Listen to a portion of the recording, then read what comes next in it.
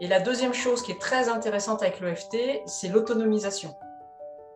C'est-à-dire que les personnes, elles ne sont pas passives. On est là pour les accompagner, on est là pour les aider à nettoyer les grosses casseroles. Mais après, très rapidement, on leur apprend aussi la technique et elles vont pouvoir au quotidien faire en sorte de ne pas recommencer à empiler des casseroles. Donc, c'est ce côté-là qui est assez fabuleux. D'abord, nous sommes des êtres d'émotion. Donc, on ne peut pas vivre sans émotion. Sinon, c'est encéphalogramme plat. Hein. Donc, les émotions font partie de notre vie et on a une fâcheuse tendance à les considérer comme des ennemis. Et en fait, non, il faut qu'on devienne amis avec nos émotions. L'émotion, c'est le messager. Donc, c'est notre cerveau, notre inconscient qui nous envoie des messages. Et on ne tue pas le messager. C'est vrai que, alors l'EFT, comment ça fonctionne d'un point de vue technique? On est sur les méridiens. Donc, les méridiens, je pense que tout le monde connaît, mais pour faire simple, les veines transportent le sang, les méridiens transportent l'énergie.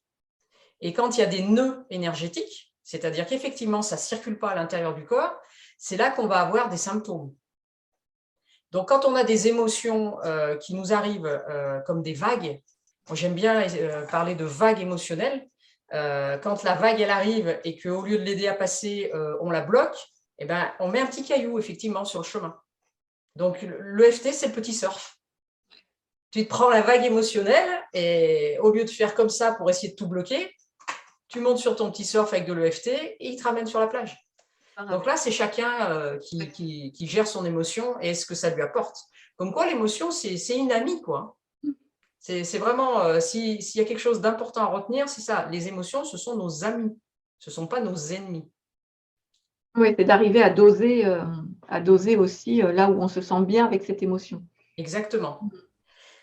C'est normal de ressentir des émotions, puisque nous sommes des êtres d'émotion.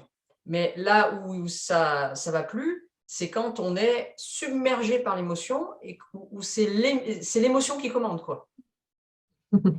Donc après, vraiment, c'est un compagnon de vie. L'EFT fait partie de leur famille après.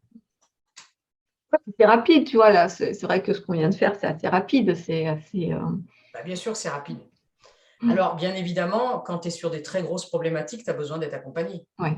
Tu ne peux pas faire seul des choses qui sont les drames de ta vie, quoi.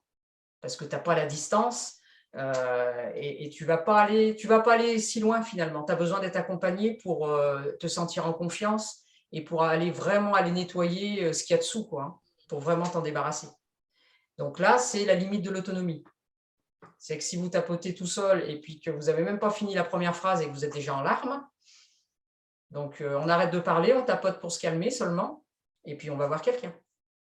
Donc ça, on peut le faire petit, on va le faire par procuration. Ouais. Dès qu'ils sont incapables de verbaliser, eh ben, on va le faire avec eux pour les accompagner. Et après, l'idée, c'est qu'ils s'emparent de l'outil, qu'ils se l'approprient pour ensuite l'utiliser seul. Et les enfants, ils sont pragmatiques, hein, les enfants. Hein. Ça leur fait du bien, ils vont utiliser. Ça leur fait pas du bien, eh ben, ils vont laisser tomber. Hein. C'est ça, oui. Ouais. Donc, c'est de leur montrer et d'une façon vraiment ludique et simple, quoi. Alors donc, pour résumer, ce qui est chouette, c'est que l'EFT, on peut s'en servir donc pour régler des choses du passé, du présent, du futur, des émotions telles que la tristesse, la colère, des peurs, les phobies. Hein, ça marche aussi hein, sur les phobies de chiens, d'insectes,